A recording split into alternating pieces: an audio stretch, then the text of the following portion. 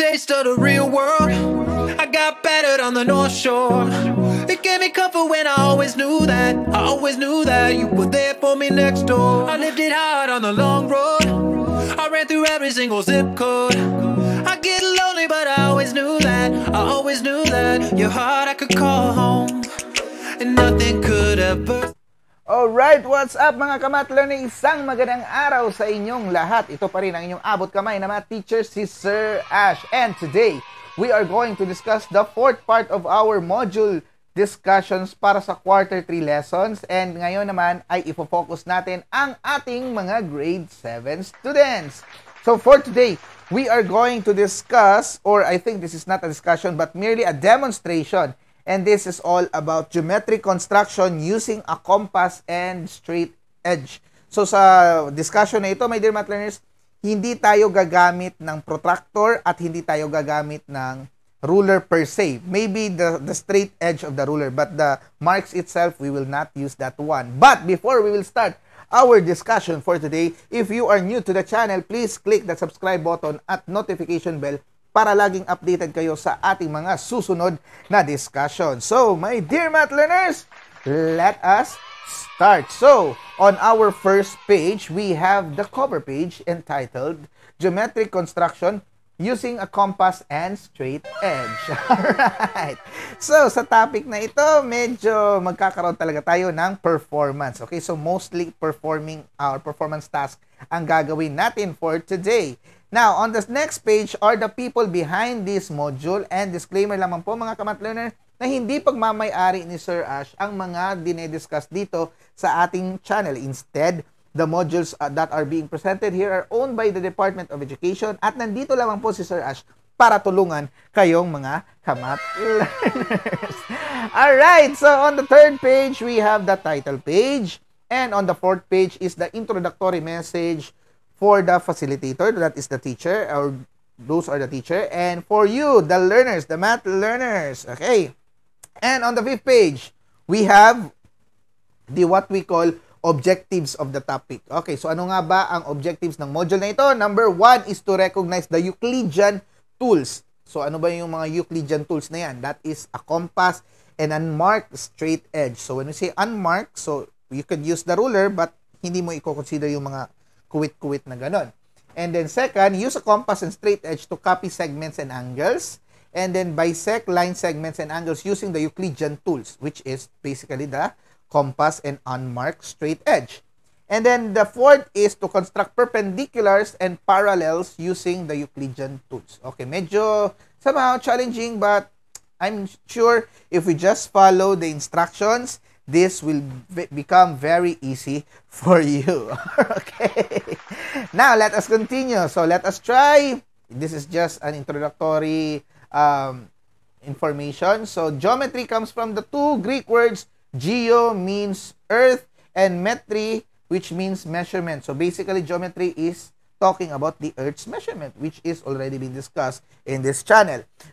Geometry of the physical world can be seen and untouched. And everyone experiences physical geometry. It shapes our visual views and at the same time influences the things that we do. Alright, so blah, blah, blah, blah, blah, blah. Yung ganon. Alright.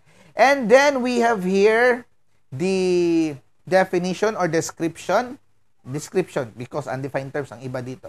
So the description of the geometric shapes. So we have here the dot. I have a location, but I do not have size nor shape. Who am I? That's a point. Okay. I am composed of many points. My two arrowheads extend infinitely in both directions. That's a line. And we have here, I have two rays and share a common endpoint, an angle. We have here, we are two lines that never meet. Parang ikaw yung crush mo. Okay. So anyway, this is known as parallel lines. And we have here two lines that intersect with each other at right angles, and that is perpendicular lines. Alright, so we have here, let us study Euclidean geometry from Euclid, okay? Mathematician. It's the study of geometry based on the assumptions of Euclid.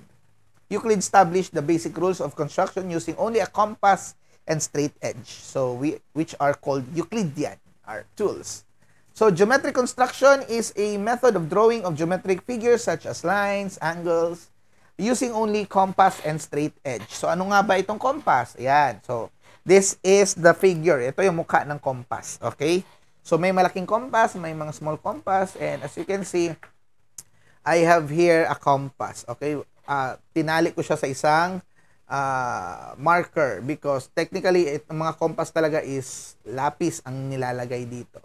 But since we are using whiteboard later on, so I have to connect this one with a whiteboard. I hope it will not mess up the whiteboard itself kasi mayroon itong needle. Ewan ko lang kung magagasgasan ang aking whiteboard dito. Okay. Now, we also have a straight edge. So, a straight edge, it's just a straight edge. Pwede mong gamitin yung ruler. Ito. Ayan, ruler. This is a straight edge. Okay, but we will not consider the markings of the ruler. This is just for construction for the lines. Okay, ganon. Okay, so we have a compass and a straight edge. All right. So those are the things we need for this activity. Now, construction number 1. Ayan, nandito na tayo. Ayan. So construction number 1, my dear math learners, congruent line segment. So construct a line segment RS that is congruent to line PQ. Okay, so line PQ. This one. Okay, so ang sabi dito, let's talk first, ano ang mga procedures. So, mark point R that will be done on the endpoints on the line. Okay, and then place the compass point on point P.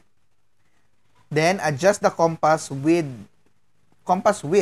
such that the compass pencil is placed on Q. And then the compass width is now equal to the length of the line PQ. Without changing the compass, place the compass point on point R, which you made in step number 1. Tapos, without changing the compass width, draw an arc. Okay? And then make any point on that arc and then you connect them together. Okay. So, let's try that one. Okay. So, we have here line PQ. Ayan. So, line PQ tayo. Tapos, gagawa daw tayo ng R. Ayan. Okay. R. This will be our R. Ayan. Okay. So, ang sabi dito is, si S ang partner ni R, right? Okay. Tingnan natin. Yeah, si S. So, paano natin to gagawin? So, we start with our, okay. So, we start with our point P. Sorry. Tatanggalin ko muna yung cap. Okay. Alright. So, ito yun. So, we start here. Okay. Magagasgasan talaga ito. Okay, yan. Okay. Pag nakuha na natin ang P at Q, ito na daw yung haba ng P at Q natin. Okay, ito na yung haba. So, basically, punta ka kay R. Okay, ayan. Tapos, gawa ka ng any... Ay, sorry. Teka. Ayan. Mula kay R, okay, you make any points. You make an arc. Okay. Ay, nako talaga. Ulit. Medyo, ano talaga tayo. Okay, try natin. Ayan. Nahihirapan na si Sir Ash. Ayan, okay. Bilisan na lang natin. Ayan. Okay. So, making that arc, we will just point any point from this arc, and then we will connect them together. Okay, so by connecting them together, ayan. Okay, sorry. Ayan. So, this will be S. Now, we could say that PQ and RS are congruent. Okay. Yay! So, napakadali lang, my dear math learners. Alright, so tapos na tayo sa first construction. Next construction. Okay, my dear math learners, now let us go to construction 2, constructing congruent angles. So, sabi nga dito, two angles having the same angle measures are called congruent angles. Alright, so angle BAC. Ayan, angle BAC. So, draw ray PQ, which is the new, one side of the new angle. Okay, ito yung PQ. Okay, so medyo maliit ang pagkakalagay dito sa module natin. Next, place the compass point on A. So, ito yung A. And then, set an opening of the compass to any convenient width. Okay, so ikaw bahala kung saan mo siya i-drawing. And then, after that, draw an arc across both sides, creating the points J and K. So, JK ang new points doon. And then, without changing the compass, place the width on point P and then gagawa ka din ng arc. Alright. Then, lagyan mo ng point M. Alright. Then, place the compass on K and K. Okay, adjust natin. Okay? Papunta kay J. Okay, from K to J. Ito yon, K to J. And then, without changing the compass, mula kay M, gagawa tayo ng another arc. Alright. Okay. Sige, let us try this one, my dear math learners. Okay, given angle BAC. Alright, so gagawa daw tayo ng another side. Okay, which will be the side of our, ano yung sabi kanina? Side PQ, yata yun, PQ. I think this is PQ. Let's try, ha? Yeah, our ray PQ. Okay, so this is our ray PQ. Alright, so first thing we should do, my dear math learners, simple. Okay, so we will put our compass to any width mula kay A. Okay, tapos, okay, so we will making this one. Alright. Okay. So, simple as that. Hindi natin gagalawin ito. Nakuha na natin. Okay. Huwag mong i-change ang measurement nito. Alright.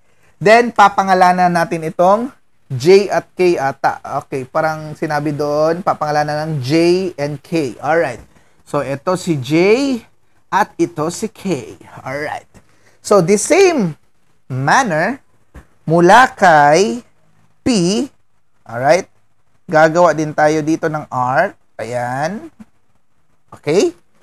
And this point, this will be our M. Okay, our M. Our M. And then after that, we will measure mula kay J at K. Okay, so pwede na natin itong ipaliitan. Okay? Based on our measurement kay J at K. Ayan. Okay, the same nga. Haba nila. So, nakuha na natin ang measurement mula kay J and K. So, ang gagawin natin mula kay M ngayon, okay, dito yung M natin, gagawa tayo ng arc na maliit dito. Ayan. Okay. So, that is the arc.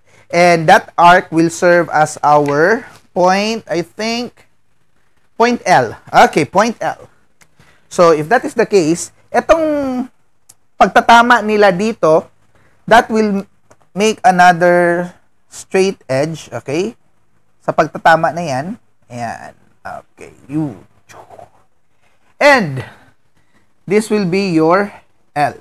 So, basically, these two angles right now are congruent. Okay.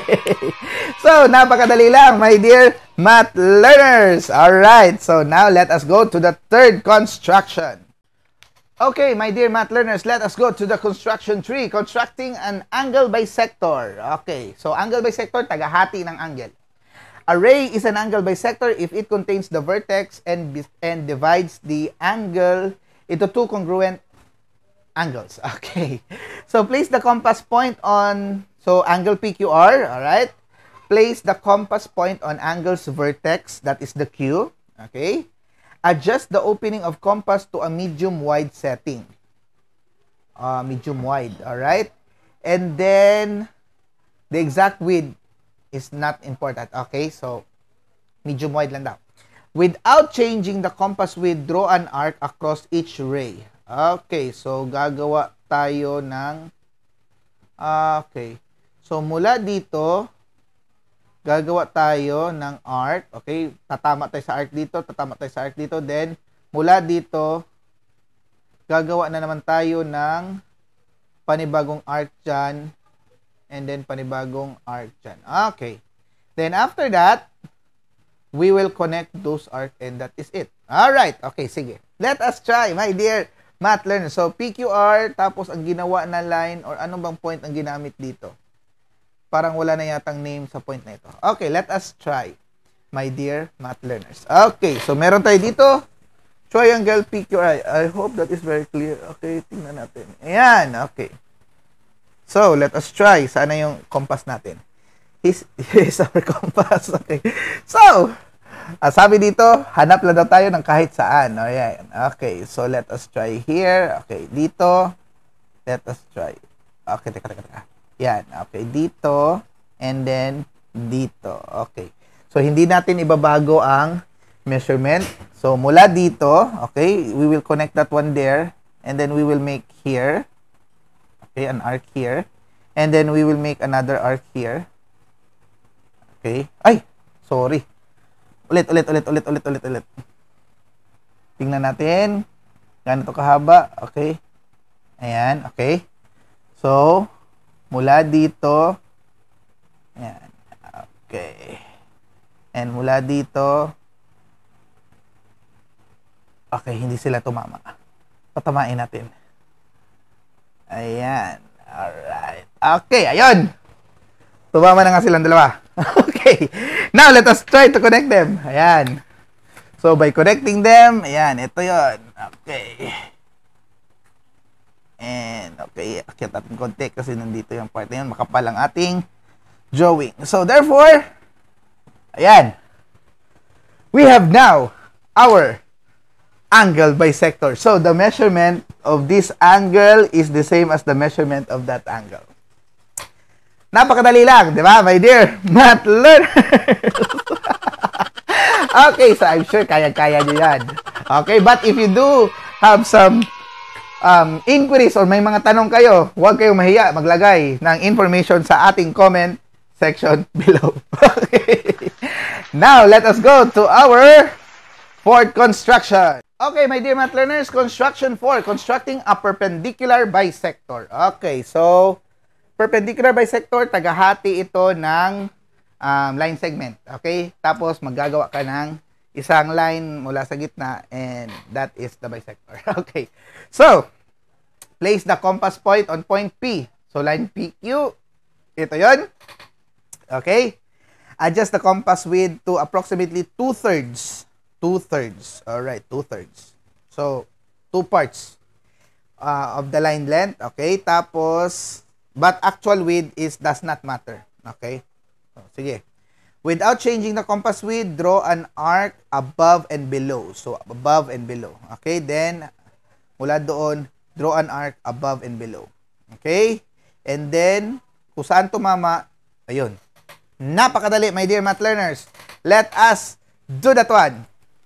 Okay, math learners, we have here the line segment PQ. So, ngayon, let us try to do this one. So, hanap tayo ng 2/3. Okay? So, medyo, ayan, 2/3 yata ito. Okay? So, we will now connect this one. Okay? Ayan, medyo gumagalaw talaga ang ating whiteboard. So, anyway, let's try this one. Okay? Medyo challenging talaga ito. Pero sa paper, my dear math learners, I'm sure this will become very easy because, ayan, okay. Because, hindi gumagalaw si whiteboard. Ayan. Or hindi gumagalaw yung needle. Ayun, hindi tumama. So, try natin ulit dito. Okay. Ayan, okay. Alright. Okay, ayan. Tumama na sila. So, dahil may tumama na sa dalawa, my dear math learners, what we could do right now is to connect the intersection. Okay, so ito yung intersection dito at ito yung intersection dito. Ayan. So, by doing so, medyo nanginginig na si Sir Ash. Ayan. So, basically, my dear math learners, this is what we call perpendicular line. So, this line is perpendicular to that one. So, technically, my dear math learners, napakadali lang. So, that is what we call perpendicular bisector. Ibig sabihin, 90 degrees ang na-form by the intersection and the distance between this part and this part and this part and this part. This part and this part is half. Okay? Kasi bisector siya. Alright, so, napakadali lang, my dear math learners. Now, let us go to our fifth construction. Okay, so fifth construction na tayo. Okay, math learners, we are now down to our construction 5 and that is constructing parallel lines. So, how do we construct parallel lines? Parallel lines are lines that do not intersect. Okay, parang ikaw at yung crush mo. Okay. So, gawa tayo ng line PQ, tapos point R is not on the line. Okay, so line PQ, point R nasa taas. Pwede din sa baba, depende sa inyo. Okay, draw a line through point R. Okay, then, maggagawa tayo ng line, ganon. Tapos, across the line of PQ at an angle. Okay, forming point J where it intersects to point Q. Okay, and then, adjust the compass width set to about half the distance between R and J. So, saan ba? Okay, si R and J, half. Okay, ayan. Okay. Tapos, gawa tayo ng arc doon. Place the compass to J, then draw an arc both lines. Okay, so then, without adjusting the compass, move the compass point to point R and draw a similar arc on the one. Okay, so, mula dito, okay, doon ako okay, so, mula dito, ganon, the same direction din. Tapos, set compass width to the distance between set compass width to the distance where the lower arc crosses the two lines. So, ito, dito, okay? And then, move the compass to where the upper arc crosses and transverse them. Alright, sige. Let us try this one, my dear math learners. Okay, so going to our construction, my dear math learner, ang gagawin lang natin dyan is very simple. Gawa tayo dito ng point R and point R and line PQ. So, line PQ and point R. Ayan. Okay, my dear math learners, we have here our figure, point R and line PQ. Okay? So, first thing we should do is we will connect or we will have a line connecting to point R. Ayan, dito. Okay? And this will be our point J. Medyo, ayan. So, this will be our point J. And this will be our point R. This will be our point J. Okay. So, this will serve as our transversal for the, So, what we will do, my dear math learners, is we will isa-set natin itong compass natin na half mula sa R to J. Okay, so let us try kung half ba sila. Not necessarily na kailangan talaga i-half, pero let's try na lang. Okay. So, say, ito yon. Okay. Ayan. So, I will make an arc there. Ayan. So, having said that, hindi ko na gagalawin ito, ang haba nila. So, I will also make an arc mula kay R dito sa taas na part. Okay? Ayan. Alright. And then, after that, I will measure the haba. Okay? Yung haba ng arc na ginawa ko mula dito na point, papunta dito na point. Okay. So, ito yung haba nila. I think I'm quite sure. Alright. So, the same na ang haba nila. Okay? So, the same ang haba. Ngayon, ang gagawin ko is from any point here, okay, I will also make another arc. Oh, sorry, parang gumamalaw yata. Okay, from any point here, gagawa ko ng arc papunta dito. Ayan. At tumama sila. Okay, dahil tumama na ang mga dalawang arc natin, i-connect ko silang dalawa. Alright, so we have the point R and our point here. Ayan. Okay, hopefully they will be. Ayan. Alright. So, tama silang dalawa. And now we have our parallel lines. Okay, so medyo merong konting because of some, but I think that's parallel with each other. Okay, so these two are parallel lines, my dear math learners. Medyo may konting curve lang konti dahil sa ating position ng camera, but in my end, this is the same measurement. Okay, so I hope, my dear math learners, that is very clear to you how to make parallel lines. Alright, now let us go to the next. Okay, so this is the time na kung saan kayo naman ang gagawa ng inyong paraan. So, of course, pinakita na natin ang construction number 1, paano gumawa ng congruent segments. Okay? As well as angles. And then we have also here the bisector of each angle. We have also here the perpendicular bisector. You just follow that construction. And then we also have here parallel lines. All right. And then we have the rubrics on how you will be scored. So my dear math learners, I hope you do it attentively, effectively, efficiently. So gawin nyo yung best ninyo. Okay? So yung mga pinakita ko sa whiteboard, just follow it or just follow the instruction given in the module.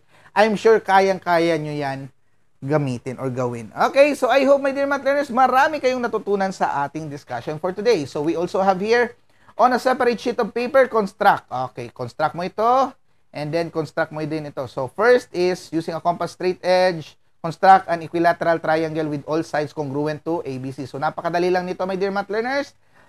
Kung ano tong haba nito, the same lang sa width ng ating compass. Iko-connect mo silang dalawa, then another dot pair, then mula doon sa pair na yun. Okay, so sa point mula dito, draw ka ng line dyan.